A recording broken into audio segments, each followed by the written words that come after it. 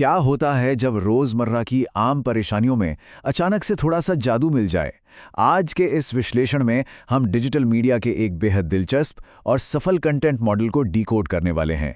हम समझेंगे कि कैसे आम कहानियों को एक जादुई मोड़ देकर लाखों दर्शकों का ध्यान खींचा जाता है। ये सिर्फ कहानी सुनाने का कोई साधारण तरीका नहीं है, बल्कि एक ऐसी कला है जो इंसानी भावनाओं और कल्पनाओं को आपस में बड़ी ही खूबसूरती से जोड़ती है। और इस बात का सबसे बड़ा सबूत है ये आंकड़ा 1.83 मिलियन, यानी करीब 18,30,000 सब्सक्राइबर्स। ये बेस्ट हिंदी कहानियां नाम के YouTube चैनल का दर्शक वर्ग है। कमाल की बात है ना। ये भारी भरकम संख्या इस बात का साफ प्रमाण है कि ये कोई आम प्लेटफॉर्म नहीं है। इन्होंने अपनी कहानियों के दम पर एक बहुत बड़ा और वफादार समुदाय खड़ा कर लिया है, जो साबित करता है कि इनका कहानी कहने का फॉर्मूला कितना दमदार और असरदार है। आज की हमारी इस चर्चा का एजेंडा कुछ इस तरह रहेगा। पहला, एक विशाल YouTube फिनोमेनन। दूसरा, आम जिंदगी में जादू। तीसरा, नैतिकता और वर्ग संघर्ष। चौथा, कहानी के साधन के रूप में भोजन। और आखिर में सफलता का कंटेंट फॉर्मूला। तो चलिए सीधे शुरू करते हैं हमारे पहले हिस्से से, एक विशाल YouTube फिनोमेनन। इस चैनल के कंटेंट को गहराई से समझने के लिए दो बहुत ही मुख्य शब्दों को समझना जरूरी है। पहला शब्द है कहानियां, जिसका मतलब है किस्से या टेल्स, और दूसरा शब्द है जादुई, यानी कुछ ऐसा जिसमें चमत्कारिक या अवास्तविक तत्व शामिल हों। जब ये दोनों शब्द आपस में मिलते हैं तो एक ऐसा ब्रांड बनता है जो असलियत की जमीन पर खड़ा होता है पर उड़ान जादू की भरता है। यही इस चैनल की असली पहचान है। अब जरा इन आंकड़ों पर ध्यान देते हैं। पिछले लगभग 3 महीने में पब्लिश हुए वीडियोस को ही देखा जाए तो जादुई पानीपुरी के गांव को 55,000 व्यूज मिले हैं, ईमानदार आलू टिक्की वाले को 35,000 और गरीब परिवार के अंडरग्राउंड घर को 43,000 व्यूज। ये आंकड़े बताते हैं कि ये चैनल कितनी निरंतरता के साथ इन अनोखे विषयों पर दर्शकों को अपनी तरफ आकर्षित करने में सफल रहता है। ये कोई तुक्का नहीं है, बल्कि एक बहुत ही सोची समझी रणनीति है। आगे बढ़ते हैं हमारे दूसरे पहलू पर, आम जिंदगी में जादू। मिसाल के तौर पर आइए इस पुराने वायरल हिट पर नजर डालते हैं, जादुई नारियल का पेड़। एक अकेले विषय ने 3,10,000 से ज्यादा व्यूज बटोरे हैं। अब नारियल का पेड़ तो हमारे आसपास का बहुत ही आम हिस्सा है, पर जैसे ही उसके आगे जादुई शब्द जुड़ता है, वो तुरंत दर्शकों के अंदर एक जबरदस्त उत्सुकता जगा देता है। ये एक शुरुआती हुक का काम करता है, जो लोगों को कहानी पर क्लिक करने और उसे पूरा देखने पर मजबूर कर देता है। और ये बात सिर्फ एक पेड़ तक सीमित नहीं है।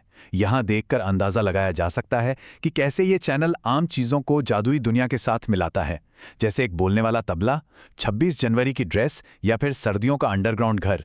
ये सभी चीज़ें हमारी रोज़मर्रा की ज़िंदगी का हिस्सा हैं, लेकिन इनमें जादू जोड़कर एक ऐसी बेमिसाल कल्पना पैदा की जाती है जो कहानी को बेहद रोचक बना देती है। चलिए अब आते हैं तीसरे और बहुत ही गहरे हिस्से पर, नैतिकता और वर्ग संघर्ष।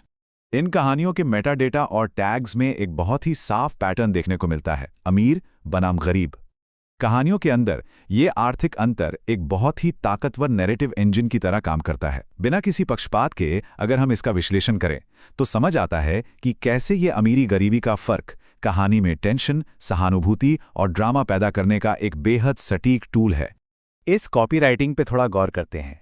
ठंड में गरीब फैमिली का अंडरग्राउंड जादुई घर। इन चंद शब्दों में कितनी सारी बातें एक साथ कह दी गई हैं। ये कड़ाके की ठंड का एहसास कराता है, एक गरीब परिवार की मजबूरी दिखाता है, और फिर अचानक जादुई घर के जरिए एक उम्मीद की किरण दे देता है। एकदम से लोगों के दिल में सहानुभूति और कहानी जानने की गहरी इच्छा पैदा हो जाती है। इसी तरह इन टाइटल्स को देख सकते हैं, ईमानदार आलू टिक्की वाला जिसे 35,000 व्यूज मिले, और बसंत पंचमी पर गरीब के घर बने पकवान जिसे 24,000 व्यूज मिले। ये साफ दर्शाते हैं कि कैसे नैतिकता को सीधे तौर पर आर्थिक स्थिति से जोड़ा गया है। कहानियों में ईमानदारी को हमेशा इनाम मिलता है और त्योहारों के दौरान गरीबी के बीच भी खुशी ढूंढने की कोशिश को हाईलाइट किया जाता है। ये दर्शकों की भावनाओं से बहुत गहराई तक जुड़ता है। अब आते हैं चौथे हिस्से पर, कहानी के साधन के रूप में भोजन। इन कहानियों के असली स्टार्स अक्सर हमारी ये स्ट्रीट फूड ही होते हैं। पानीपुरी, आलू टिक्की, चिकन लॉलीपॉप, भेलपुरी या सुबह सुबह ठेले का नाश्ता। और ध्यान देने वाली बात यह है कि ये कोई रैंडम चुनाव नहीं है, ये एक सोची समझी रणनीति है। ये ऐसे व्यंजन हैं जिनसे सड़क की संस्कृति और आम लोगों का सीधा जुड़ाव है। ये कहानियों को जमीन से जोड़े रखता है, भले ही उनमें कितना भी जादू क्यों ना हो। और ये स्थिति तब और भी स्पष्ट हो जाती है जब इस तरह के टाइटल सामने आते हैं। 100 रुपए बाल्टी भर के सब्जी और 10 रोटी, या फिर 1 सिलेंडर से खाना बनाने वाली पड़ोसने। यहाँ खाना सिर्फ कोई स्वादिष्ट ट्रीट नहीं रह गया है, इसका इस्तेमाल सीमित संसाधनों, आर्थिक कठिनाइयों और लोगों की सूझबूझ को सजीव तरीके से दिखाने के लिए किया जा रहा है। ये जिंदगी की कठोर सच्चाइयों को एक बहुत ही आसान और रिलेट करने लायक माध्यम से पेश करता है। तो आइए अब हम अपने 5वें और आखिरी हिस्से की तरफ बढ़ते हैं, सफलता का कंटेंट फॉर्मूला। सबसे अहम बात यह है कि इस चैनल ने एक बेहद सधा हुआ 3 चरण वाला फॉर्मूला तैयार कर लिया है, जिसे बार बार लागू किया जा सकता है। चरण 1, रोजमर्रा के जीवन का एक ऐसा संघर्ष दिखाएं जिससे लोग जुड़ सकें। चरण 2, उस संघर्ष को सुलझाने या रोचक बनाने के लिए कोई अप्रत्याशित जादुई तत्व जोड़ें। और चरण 3, कहानी का समापन एक स्पष्ट नैतिक सीख यानी मॉरल लेसन के साथ करें। यह फॉर्मूला जीवन की कठिन सच्चाइयों और जादुई उम्मीदों के बीच एक परफेक्ट बैलेंस बनाता है। हमेशा की तरह इस विश्लेषण को हम एक विचारणीय प्रश्न के साथ खत्म करेंगे। सहानुभूति और कल्पना का ये अनोखा मिश्रण आधुनिक स्टोरी टेलिंग में एक बहुत ही शक्तिशाली टूल बन चुका है। तो ये सोचने वाली बात है कि आज के दौर के किस आम रोजमर्रा के संघर्ष को इसी तरह एक नई और जादुई कहानी में बदला जा सकता है। ये एक ऐसा सवाल है जो इस बात पर सोचने के लिए प्रेरित करता है कि आने वाले कल की कहानियां कैसी हो सकती हैं। इस दिलचस्प चर्चा में हमारे साथ जुड़े रहने के लिए बहुत बहुत शुक्रिया।